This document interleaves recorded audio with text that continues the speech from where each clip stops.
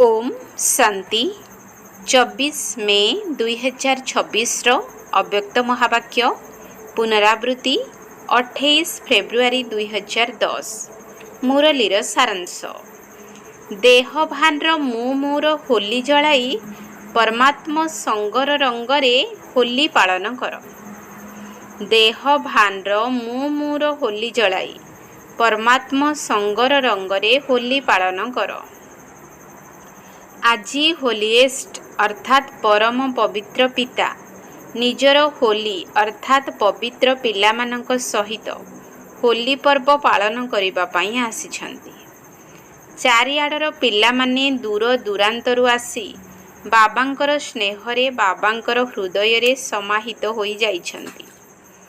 बाप दादा चारिआडर पिलामानंकर मस्तकरे भाग्यर तारका चमकुथिबार देखुछंती। एते बड़ भाग्य सारा कल्प भितरे आउ कहार भी न थाए। केवल एही संगम जुगर प्राप्तिर आधार रे तुमे पिला माने ही एते श्रेष्ठ एवं पवित्र हेउछ, जहाँकि भविष्यतरे तुमे माने डबल पवित्र हेउछ। आत्मा मध्य पवित्र एवं शरीर मध्य पवित्र। सारा कल्प भितरे चक्र लगाई देख कौनसी धर्मात्मा मध्य डबल पवित्र होई नाहंती। तुमे पिला माने डबल पवित्र मध्य हेउछ एवं डबल पवित्रतार फल स्वरूप डबल मुकुटधारी मध्य हेउछ। आज तो समस्ते होली पर्व पालन करुछंती, किंतु तुमे माने एही समय रे जेउ भली डबल होली अर्थात डबल पवित्र हेउछ तार स्मारकी भावरे भक्त माने मध्य उत्सव रूपरे होली पर्व पालन करुछंती। तुम मानकर ही जीवनर प्रत्येक पदक्षेपर अर्थात कर्मर महत्व को से माने उत्सव रूपरे पालन करुछंती। तुमे माने एही संगम जुगरे प्रत्येक दिन प्रति पादरे उमंग एवं उत्साह रे रहुछ। तेणु तुम मानकर एही उमंग उत्साहर स्मारकी भावरे सेमाने उत्सव गुड़िक पालन करुछंती। तेबे तुम मानक भितरे एते उमंग उत्साह काहींकी रहुछि? काहींकी ना तुमे माने परमात्मांकर संगर रंगरे होली पर्व पालन करुछ। तेणु तुम मानकर प्रत्येक पदक्षेप को अर्थात कर्म को सेमाने उत्सव रूपरे पालन करुछंती। एबे तो होली पर्वरे प्रथमे जलाउछंती तापरे पालन करुछंती। तुमे माने मध्य संगम जुगरे प्रथमे निजर पुराणा स्वभाव संस्कार जोग अग्नि रे जलाउछ। काहींकी ना निजर पुराणा संस्कार गुड़िक न जलाइबा पर्यंत परमात्मा संगर रंग लागि परिबो नाही कि परमात्मा मिलन होई परिबो नाही। तेणु तुमे माने जोग अग्नि द्वारा प्रथमे निजर खराब संस्कार को जलाइछ, तापरे परमात्मा संगर रंगरे रंजित होइछ। तेणु आजिकाली जलाउछंती एवं मध्य एवं रंग मध्य लगाउछंती, किंतु तुम मानकर आध्यात्मिक रूप को स्थूल रूप दे देइछंती। से माने स्थूल निया जलाउछंती, स्थूल रंग लगाउछंती। काहींकी ना वर्तमान समस्ते देहाभिमानी मनोवृत्ति रे अछंती। तेबे तुमे माने होली अर्थात पवित्र हेउछ, किंतु सेमाने होली पर्व पालन करुछंती। सारा कल्प भितरे केही भी एभली आध्यात्मिक होली पालन करी डबल होली हेउ नाहंती। तेणु तुमे समस्ते जेउ माने भी जेउ ठारू भी आसीछ एठाको परमात्मा संगर होली पालन करिबा पई आसीछ। तुमे माने होली शब्दर अर्थ को कहुछ जहा होई गला बा बीती गला अर्थात होली। तेणु ड्रामा अनुसार जहाँ सबू बीती जाइछि ताकू कहा जाउछि होली अर्थात जहाँ बीती गला ताकू भूली जाओ। कौनसी भी व्यर्थ कथा मन को आण नाही, कारण ताहा तो घटी सारिछि। कौन एही भली होली पालन करुछ तो? तुमे समस्ते होली अर्थात पवित्र हेबार पूर्ण रूपरे पुरुषार्थ करी पवित्रता को धारण करिछ। सेथिपाई भविष्यतरे तुम मानकर डबल पवित्रतार संकेत रूपरे डबल मुकुट देखाउछंती। तेणु आजिर दिन रे तुमे समस्ते एठारे कौन जलाई करी जीव? बाप दादा देखुछंती जे जन्मदिनर मेलारे बाप दादा जो होमवर्क देइथिले क्रोध को जन्मदिवसर उपहार रूप में दे दियो, तेबे तार फलाफल बाप दादा पाखरे आज अल्प किछि पिलांकर पहुँची। बाप दादा देखिले जे केउठी केउठी पिला माने एथि प्रति ध्यान मध्य देइछंती। तेणु तुमे माने मध्य निज निजर फलाफल को चेक करिथिबो। तेबे जेउ माने भी आज एठारे बसिछंती एवं निजर फलाफल को चेक करिछंती, सेमानक भितरु जेउ माने क्रोध को कंट्रोल करि पारिछंती एवं सफलतार अनुभव करिछंती, सेमाने हाथ उठाओ। विदेशी माने मध्य हाथ उठाओ। समस्ते उठाइले। अच्छा, अभिनंदन। एहा द्वारा तुमे समस्ते निज भितरे साहस रखिछ एवं साहसर फल मध्य प्राप्त होई परिबो।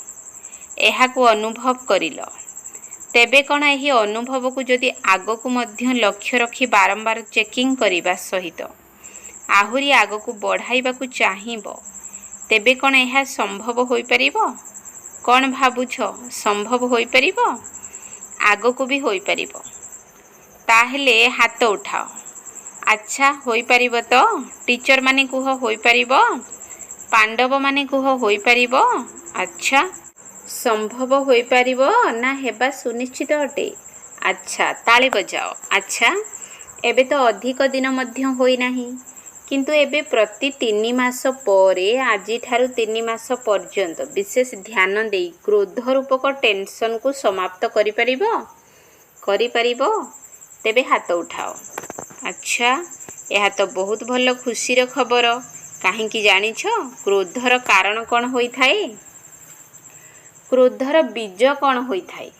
तुमे माने सर्वदा निजर भविष्यतर रूप को निज सम्मुखरे रख।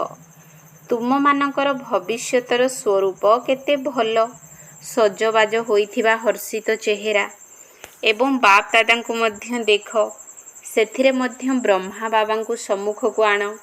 काहींकि जानिछ शिव बाबा तो निराकार ही अटंती, किंतु ब्रह्मा बाबा तो तुम मानक भली साकार रूपधारी अटे। तुम मानक भली दायित्वर मुकुट पिंधि थिले मध्य सर्वदा खुशी बासिया हर्षित चेहरा देखा जाउथिला।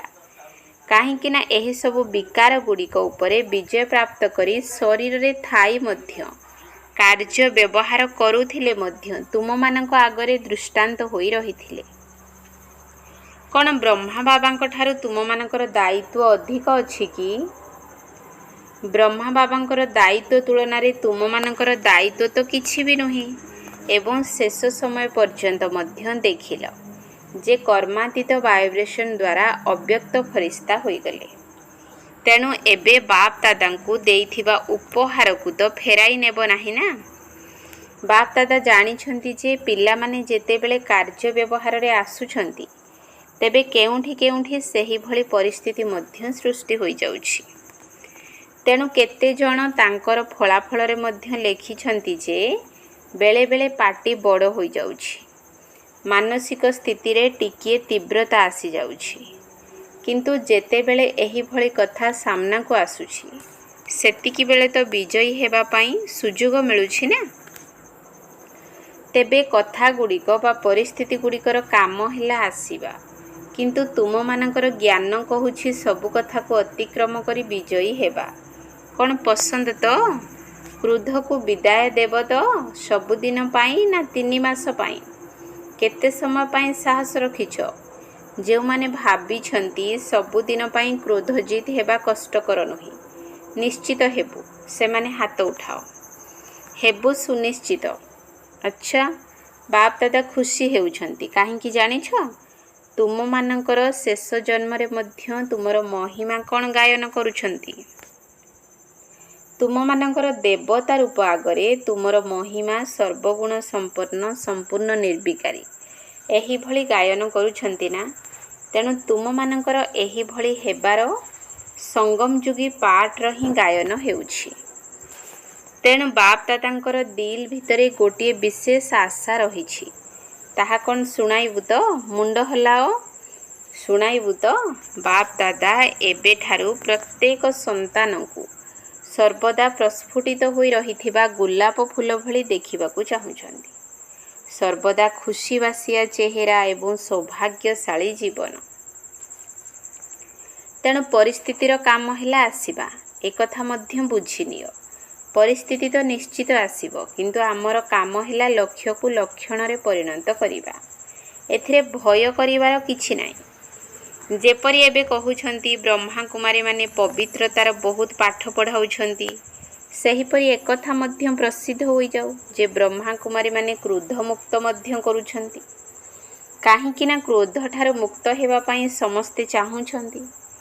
ଟେନସନରେ ଆସିଯାଉଛନ୍ତି ନା, ତେଣୁ ସମସ୍ତେ କ୍ରୋଧଠାରୁ ମୁକ୍ତ ହେବା ପାଇଁ ଚାହୁଁଛନ୍ତି, କିନ୍ତୁ ସେମାନଙ୍କୁ ବିଧି ଜଣା ନାହିଁ। ଯେପରି ପବିତ୍ର ହେବା ପାଇଁ ଅସମ୍ଭବ ମନେ କରୁଥିଲେ, କିନ୍ତୁ ଏବେ ତୁମ ସମସ୍ତଙ୍କର ଅନୁଭବ ଆଧାରରେ ଜାଣୁଛନ୍ତି ଯେ ସମ୍ଭବ ହୋଇପାରିବ। ସେହିପରି ଏବେ ଏହି ବର୍ଷ କ୍ରୋଧମୁକ୍ତ ହେବାର ବାତାବରଣ ସୃଷ୍ଟି କର। କ୍ରୋଧ ଉପରେ ମଧ୍ୟ ବିଜୟ ପ୍ରାପ୍ତ କରିପାରିବ, କୌଣସି କଷ୍ଟକର କଥା ନୁହେଁ। ଏହିଭଳି ଦୃଷ୍ଟାନ୍ତ ଦେବା ଭଳି ଅନୁଭବ ଷ୍ଟେଜ ଉପରେ ଶୁଣାଅ। ବାପ୍ ଦାଦା ଦେଖୁଛନ୍ତି ଯେ ବହୁତ ପିଲା କର୍ମଧନ୍ଦା କରୁଥିଲେ ମଧ୍ୟ କ୍ରୋଧଜିତ ହୋଇଛନ୍ତି। ଏହିଭଳି ଦୃଷ୍ଟାନ୍ତ ତୁମର ବ୍ରାହ୍ମଣ ପରିବାର ଭିତରେ ମଧ୍ୟ ଅଛି। ତେଣୁ ଏହି ବର୍ଷ କ'ଣ ସବୁ କରିବ? ହୋଲି ପାଳନ କରିବା ପାଇଁ ଆସିଛ ନା? ତେବେ ହୋଲି ପର୍ବରେ କ'ଣ କରିଥାନ୍ତି? କିଛି ନା କିଛି ଜଳାଇଥାନ୍ତି ନା। ତେଣୁ ଆଜିର ହୋଲିରେ ତୁମେମାନେ କ'ଣ ଜଳାଇବ? କ୍ରୋଧ ପାଇଁ ତ ସଂକଳ୍ପ କରିଦେଲ, ଏହାକୁ ପକ୍କା କରିବ ତ? କିନ୍ତୁ ବାପ୍ ଦାଦା ଦେଖୁଛନ୍ତି ଯେ ଟେନସନରେ ଆସିବାର ମୁଖ୍ୟ କାରଣ ହେଲା ଦେହ ଅଭିମାନର ମୁଁ ଶବ୍ଦ। ଦେହଭାନର ମୁଁ ଗୋଟିଏ ହେଲା ମୁଁ ଆତ୍ମା ଅଟେ, ଏହା ମଧ୍ୟ ମୁଁ ଅଟେ। କିନ୍ତୁ ଦେହଭାନଯୁକ୍ତ ମୁଁ ଶବ୍ଦ ଅଭିମାନଯୁକ୍ତ ମଧ୍ୟ ହୋଇଥାଏ, ଅପମାନଯୁକ୍ତ ମଧ୍ୟ ହୋଇଥାଏ ଏବଂ ନିରାଶାଯୁକ୍ତ ମଧ୍ୟ ହୋଇଥାଏ, ଯାହାକି ତଳକୁ ଖସାଇ ଦେଇଥାଏ। ତେଣୁ ଆଜି କ୍ରୋଧଜିତ ହେବାରେ ଆଗକୁ ବଢ଼ିବା ପାଇଁ ଦେହଭାନର ମୁଁକୁ ଯୋଗ ଅଗ୍ନିରେ ଜଳାଇ ଦିଅ। ଅନେକ ମୁଁକୁ ଜଳାଅ ଏବଂ ଗୋଟିଏ ମୁଁ ଆତ୍ମା ଅଟେ, ଏହି ମୁଁ ଶବ୍ଦକୁ ପକ୍କା କର। ଆସ ସବୁ ମୁଁ ଗୁଡ଼ିକୁ ଆଜି ଯୋଗ ଅଗ୍ନିରେ ଜଳାଇ କରି ଯାଅ। ଅନେକ ଗୁଡ଼ିଏ ମୁଁ ଅଛି ନା, ତେଣୁ ଆଜି ଏଗୁଡ଼ିକୁ ଜଳାଇବାର ହୋଲି ପାଳନ କରିବା। କାହିଁକି ନା କ୍ରୋଧର କାରଣ ବହୁତ କ୍ଷେତ୍ରରେ ଟେନସନ୍ ହିଁ ହୋଇଥାଏ। ତେଣୁ ଏହି ମୁଁକୁ ସମାପ୍ତ କରିବା ପାଇଁ ଆଜି ନିଜ ଭିତରେ ସଂକଳ୍ପ ନିଅ। ଜଳାଇବାକୁ ହିଁ ହେବ, କାହିଁକି ନା ଏହା ମଧ୍ୟ ବୋଝ ଅଟେ ନା। ତେବେ ଟ୍ରେନରେ ଯାଅ କି ପ୍ଲେନରେ ଯାଅ, କିନ୍ତୁ ଏହି ବୋଝକୁ ଏଠାରେ ଜଳାଇ କରି ଯାଅ। କ'ଣ ଜଳାଇ ପାରିବ ତ? ଯେଉଁମାନେ ଭାବୁଛନ୍ତି ପିଲାମାନଙ୍କର ସାହସ ଆଧାରରେ ବାବାଙ୍କର ସାହାଯ୍ୟ ନିଶ୍ଚିତ ମିଳିବ, ତେଣୁ ବିଜୟ ମଧ୍ୟ ଆମ ସାଥିରେ ଅଛି। ଯେଉଁମାନେ ଏହିଭଳି ଭାବୁଛନ୍ତି ଯେ ମୋତେ ବିଜୟୀ ହେବାକୁ ହିଁ ପଡ଼ିବ, ସେମାନେ ହାତ ଉଠାଅ। ହେବାକୁ ହିଁ ପଡ଼ିବ। ଆଚ୍ଛା, ଆଜି ଯେଉଁ VIP ମାନେ ଆସିଛନ୍ତି ସେମାନେ ମଧ୍ୟ ହାତ ଉଠାଉଛନ୍ତି। ଯେଉଁ ସବୁ VIP ମାନେ ଆସିଛନ୍ତି ସେମାନେ ଉଠ, ଛିଡ଼ା ହୋଇଯାଅ। ହାତ ଉଠାଉଛନ୍ତି, ତାଳି ତ ବଜାଅ। କ'ଣ ବିଜୟୀ ହେବ ତ? ଦେଖ, ଯେଉଁମାନେ ବି ବିଜୟୀ ହେବେ ସେମାନଙ୍କୁ ଜଣ ଜଣଙ୍କୁ ବାପ୍ ଦାଦା ମାଳ ପିନ୍ଧାଉଛନ୍ତି। ଅଭିନନ୍ଦନ, ଅଭିନନ୍ଦନ। ଆଚ୍ଛା, ଏବେ ଯେଉଁ ସବୁ VIP ମାନେ ଆସିଛନ୍ତି ସେମାନେ ସମସ୍ତେ ସାହସବାଲା ଅଟନ୍ତି। ସେଥିପାଇଁ ବାପ୍ ଦାଦା ବରଦାନ ଦେଉଛନ୍ତି। ଏହି ସମୟରେ ତୁମେ ଯେଉଁମାନେ ବି ଗୋଟିଏ ଜନ୍ମ ପାଇଁ କୌଣସି ବି କାର୍ଯ୍ୟରେ VIP ହୋଇଛ, କିନ୍ତୁ ବାପ୍ ଦାଦା ତୁମ ଭଳି ସାହସୀ ପିଲାମାନଙ୍କୁ ଏବେ ଆଉ VIP କହିବେ ନାହିଁ, ବଚ୍ଚେ ବଚ୍ଚେ କହିବେ। ବାପ୍ ଦାଦା ଏହି ବରଦାନ ଦେଉଛନ୍ତି ଏବଂ ଗ୍ୟାରେଣ୍ଟି ମଧ୍ୟ ଦେଉଛନ୍ତି ଯେ ତୁମେ ସମସ୍ତେ 21 ଜନ୍ମ ପର୍ଯ୍ୟନ୍ତ VIP ହେବ। ସେଠାରେ ଏହି ସବୁ ଇଲେକ୍ସନ୍ ସିଲେକ୍ସନ୍ ଇତ୍ୟାଦି ଚାଲିବ ନାହିଁ। ତେଣୁ ସମସ୍ତେ କେବଳ ଗୋଟିଏ କଥାକୁ ଛାଡ଼ିବ ନାହିଁ। ଯେପରି ଏବେ ସମ୍ବନ୍ଧ ସମ୍ପର୍କ ହିସାବରେ ଆସିଛ, ସେହିପରି ଏହି ବ୍ରାହ୍ମଣ ପରିବାର ସହିତ ସମ୍ପର୍କକୁ କେବେ ବି ଛାଡ଼ିବ ନାହିଁ। ଯେତେ ଅଧିକ କନେକ୍ସନ୍ ରଖିବ, ସେତିକି ତୁମର ରିଲେସନ୍ ଅର୍ଥାତ୍ ସମ୍ବନ୍ଧ ଅଧିକ ପକ୍କା ହେବ ଏବଂ ବାବାଙ୍କର ବରଦାନକୁ ନିଶ୍ଚିତ ପ୍ରାପ୍ତ କରିନେବ। କ'ଣ ମଞ୍ଜୁର ଅଟେ ତ? कनेक्शन रखिबा मंजूर अटे तो हाथ उठाओ। अच्छा, बाप दादा गोटे फूलर माला उठाई आग को बढ़ाइले। एही माला को तुमे समस्ते पिंधिब। तुमे समस्ते नुआ पिला माने बा प्रकृत सुना पिला माने सर्वदा बाबांकर आज्ञाकारी अटना। तेणु आजी एही मुँह को जलाई करी जाओ। जे माने प्रथम थर पई आसीछ से माने उठ। अच्छा, बाप दादा प्रथम थर पई आसीथिबा पिला मानकु पदम गुणा अभिनंदन देउछंती। किंतु एबे जेपरि प्रथम थर पई आसीछ सेही परि प्रथम नंबर अर्थात प्रथम श्रेणी रे आस। प्रथम नंबर तो निर्धार्य अटे, किंतु फास्ट डिविजन रे आसी परिबो। कौन साहस अच्छी तो? जहांक भितरे साहस अच्छी से माने हाथ उठाओ। देख, भाभी चिंती हाथ उठाओ। अच्छा, तेबे लक्ष्य रख जे आमे लास्ट रे आसीछु, किंतु फास्ट अर्थात तीव्र गति रे आग को बढ़िबू। काहेकि ना समय उपरे कौनसी भरोसा नाही। एबे जहा करिबार अछि तीव्र पुरुषार्थी होई करिनियो। काहेकि ना बहुत समय पुरुषार्थ को तुम मानकु अल्प समय भितरे पूरा करने को पड़िबो। तेणु साहस अच्छी तो? अच्छी साहस, हाथ उठाओ। देख, तुम मानकर फोटो उठुछि। बाप दादा एही भली साहसी पिला मानकु अभिनंदन देउछंती जे तुम मानकर साहस आधार रे बाबांकर साहाय्य निश्चित मिलिबो। किंतु साहस को केबे भी छाड़ीबार नाही। निजर भाग्यर तारका को सर्वदा चमकाउ थाओ। काहेकि ना एही जन्मर तीव्र पुरुषार्थ नुहे, तीव्र पुरुषार्थ अनेक जन्मर भाग्य तैयारी करिवो। सेथिपाई साहस को केबे भी छाड़ीबार नाही। कथा तो अनेक प्रकारर आसीबो, किंतु कथा महावीर नुहे। तुमे माने सर्वशक्तिवानकर संतान अट। तुम आगरे कौनसी कथा अर्थात समस्या गुड़िक कौन अटे? तेणु कथा तो आसीबो एवं चली जीवो। तेणु जी चली जीवो ता पछरे निजर भाग्य को हराओ नहीं। अच्छा, बसी पड़। तेणु समस्त को बाप दादा स्नेहर सहित अभिनंदन देउछंती। केउ कथा पाई? जेहेतु साहस रखिछ। तेणु बाप दादा प्रत्येक संतानर साहसयुक्त संकल्प पाई खुशी अछंती। तेणु एबे होली पालन करिल तो? जलाइबार होली तो पालन करिल एवं परमात्मा संगर रंगर होली मध्य पालन करिल। जलाइल मध्य एवं पालन मध्य करिल। एबे बाप दादा सबु पिलांकु गोटे ड्रिल कराइबाकु चाहुछंती। काहेकि ना चारिआडर परिस्थिति गुड़िक केउठी किपरि परिस्थिति रहिछि।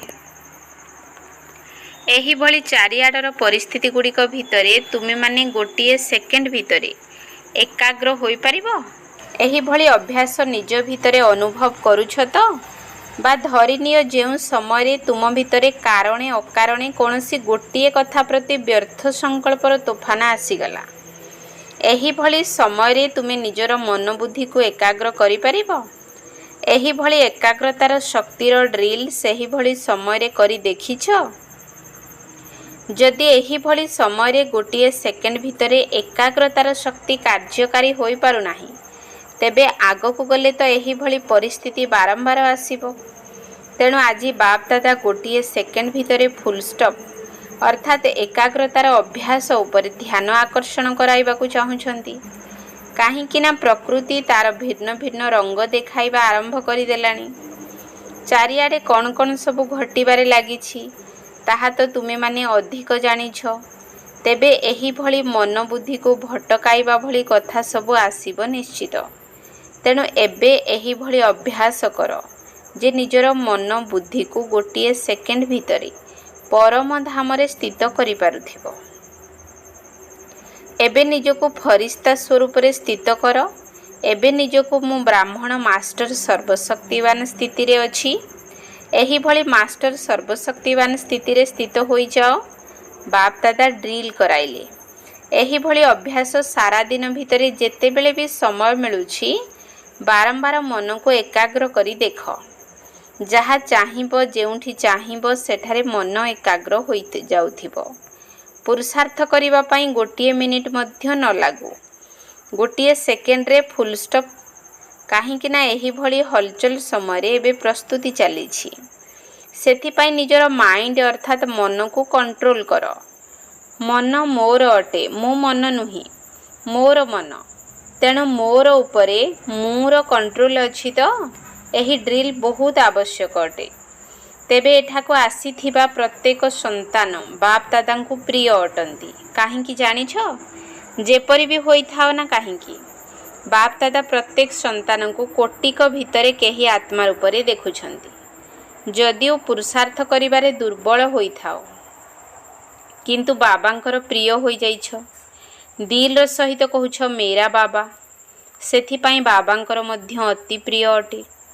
କେବଳ ବାପ ଦାଦା ଗୋଟିଏ କଥାକୁ ପୁନର୍ବାର ମନେ ପକାଇ ଦେଉଛନ୍ତି ଯେ ନିଜର ଚେହେରା ସର୍ବଦା ଖୁସିବାସିଆ ଦେଖାଯାଉ ଏବଂ ଖୁସିରେ ସର୍ବଦା ଚମକୁଥାଉ। କଥା ଚାଲିଯାଉ କିନ୍ତୁ ଖୁସି ନ ଯାଉ। ସଙ୍ଗମ ଯୁଗରେ ଖୁସି ପରମାତ୍ମାଙ୍କର ଉପହାର ଅଟେ।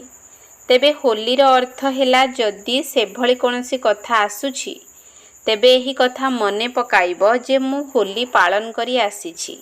ଯାହା ଘଟିଗଲା ଅର୍ଥାତ୍ ହୋଲି, କିନ୍ତୁ ଖୁସି ନ ଯାଉ। ପରମାତ୍ମାଙ୍କର ଉପହାର ବା ସମ୍ପତ୍ତି ହେଲା ଖୁସି। ବାପ ଦାଦା ସବୁବେଳେ କହୁଛନ୍ତି ଯେ ଏହି ସ୍ଲୋଗାନକୁ ସର୍ବଦା ମନେ ରଖିଥାଅ। ଖୁସିରେ ରହିବାକୁ ହେବ ଏବଂ ଖୁସି ବାଣ୍ଟିବାକୁ ହେବ।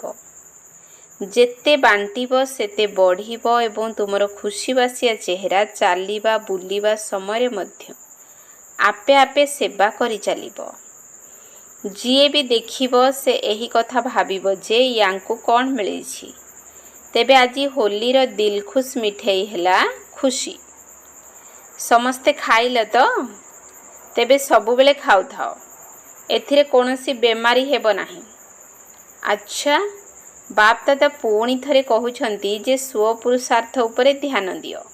ସ୍ୱପୁରୁଷାର୍ଥ ଦ୍ୱାରା ସ୍ୱ ଉନ୍ନତି ଏବଂ ସେବାର ଉନ୍ନତି ଉଭୟ ଆଡ଼କୁ ଧ୍ୟାନ ଦେଇ ଚାଲ। ନିଜେ ଆଗକୁ ବଢ଼ିଚାଲ ଏବଂ ସବୁବେଳେ ଉଡ଼ାଉଥାଅ।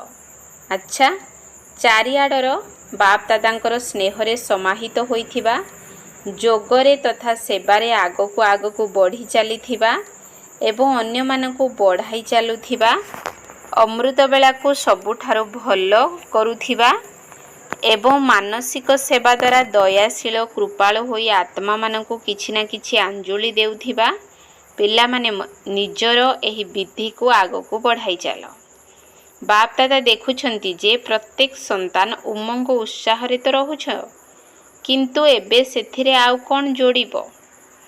ସର୍ବଦା ଶବ୍ଦକୁ ଯୋଡ଼ିଦିଅ। କେବେ କେବେ ଶବ୍ଦକୁ ଡିକ୍ସନାରୀରୁ ବାହାର କରିଦିଅ। ତେବେ ଚାରିଆଡ଼ର ପିଲାମାନେ ହୋଲି ମଧ୍ୟ ପାଳନ କରିଲେ, ଜଳାଇଲେ ମଧ୍ୟ ଏବଂ ସଙ୍ଗର ରଙ୍ଗ ମଧ୍ୟ ଲଗାଇଲେ। ବିତି ଯାଇଥିବା କଥାକୁ ଭୁଲିଯିବାର ହୋଲି ମଧ୍ୟ ପାଳନ କରିଲେ। ସେଥିପାଇଁ ବାପ ଦାଦା ଚାରିଆଡ଼ର ପିଲାମାନଙ୍କୁ ହୃଦୟର ସମ୍ମୁଖରେ ଦେଖିବା ସହିତ ପଦ୍ମା ପଦମଗୁଣା ସ୍ନେହ ସମ୍ପନ୍ନ ଶୁଭେଚ୍ଛା ମଧ୍ୟ ଦେଉଛନ୍ତି। ସବୁ ପିଲାମାନଙ୍କୁ ନମସ୍ତେ। ଆତ୍ମିକ ସନ୍ତାନମାନଙ୍କର ଆତ୍ମିକ ବାପ ଦାଦାଙ୍କୁ ନମସ୍ତେ ନମସ୍ତେ ନମସ୍ତେ। ସୁପ୍ରଭାତ। ବରଦାନ, ସର୍ବଦା ଆଜ୍ଞା ରୂପକ ତିଳକକୁ ଧାରଣ କରି ପ୍ରଥମ ସ୍ଥାନର ପୁରସ୍କାର ପ୍ରାପ୍ତ କରୁଥିବା ଆଜ୍ଞାକାରୀ ଭବ। ସର୍ବଦା ଆଜ୍ଞା ରୂପକ ତିଳକକୁ ଧାରଣ କରି ପ୍ରଥମ ସ୍ଥାନର ପୁରସ୍କାର ପ୍ରାପ୍ତ କରୁଥିବା ଆଜ୍ଞାକାରୀ ଭବ। ଯେଉଁ ପିଲାମାନଙ୍କର ମସ୍ତକରେ ଆଜ୍ଞାକାରିତାର ତିଳକ ଲାଗି ରହିଛି, ଗୋଟିଏ ସଂକଳ୍ପ ମଧ୍ୟ ଆଜ୍ଞା ନ ଥାଇ କରନ୍ତି ନାହିଁ, ସେମାନଙ୍କୁ ଫାଷ୍ଟ ପ୍ରାଇଜ୍ ପ୍ରାପ୍ତ ହୋଇଥାଏ। ଯେପରି ସୀତାକୁ ରେଖା ମଧ୍ୟରେ ରହିବାର ଆଜ୍ଞା ମିଳିଥିଲା, ସେହିପରି ପ୍ରତ୍ୟେକ ପାଦ ଉଠାଇବା ସମୟରେ ବା ପ୍ରତ୍ୟେକ ସଂକଳ୍ପ କରିବା ସମୟରେ ବାବାଙ୍କର ଆଜ୍ଞାର ସୀମାରେଖା ଭିତରେ ରୁହ, ଯାହାଦ୍ୱାରା ସର୍ବଦା ସୁରକ୍ଷିତ ରହିବ। କୌଣସି ପ୍ରକାରର ରାବଣର ସଂସ୍କାର ଆକ୍ରମଣ କରିପାରିବ ନାହିଁ ଏବଂ ସମୟ ମଧ୍ୟ ବ୍ୟର୍ଥରେ ଯିବ ନାହିଁ। ସ୍ଲୋଗାନ, କାହା ପ୍ରତି ବି ଯଦି ମୋହ ରହିଥିବ, ତେବେ ସେହି ମୋହ ତୁମର ପୁରୁଷାର୍ଥରେ ଅବହେଳାପଣିଆ ନିଶ୍ଚିତ ଆଣିବ। କାହା ପ୍ରତି ବି ଯଦି ମୋହ ରହିଥିବ, ତେବେ ସେହି ମୋହ ତୁମର ପୁରୁଷାର୍ଥରେ ଅବହେଳାପଣିଆ ନିଶ୍ଚିତ ଆଣିବ। ଅବ୍ୟକ୍ତ ଇଶାରା। ସର୍ବଦା ଅଚଳ ଅଟଳ ଏବଂ ଏକରସ ସ୍ଥିତିର ଅନୁଭବ କର। ସର୍ବଦା ଜଣକର ସ୍ମୃତିରେ ରହି ନିଜର ଏକରସ ସ୍ଥିତି ନିର୍ମାଣ କର। ତାହା ହେଲେ 1 1 1ରେ ଆସିଯିବ। ବାହାରେ ରହୁଥିଲେ ମଧ୍ୟ ଏହି ପାଠକୁ ପକ୍କା କର ଯେ ସି ଫାଦର ଫଲୋ ଫାଦର, ଯାହାଦ୍ୱାରା କେବେ ବି କୌଣସି ପରିସ୍ଥିତିରେ ଟଳମଳ ହେବ ନାହିଁ।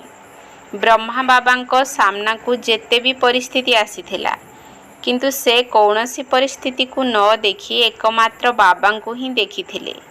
ସେଥିପାଇଁ ନମ୍ବର 1 ହୋଇଗଲେ। ତେଣୁ ନିଜର ପିତାଙ୍କୁ ଅନୁକରଣ କର। ଓମ୍ ଶାନ୍ତି।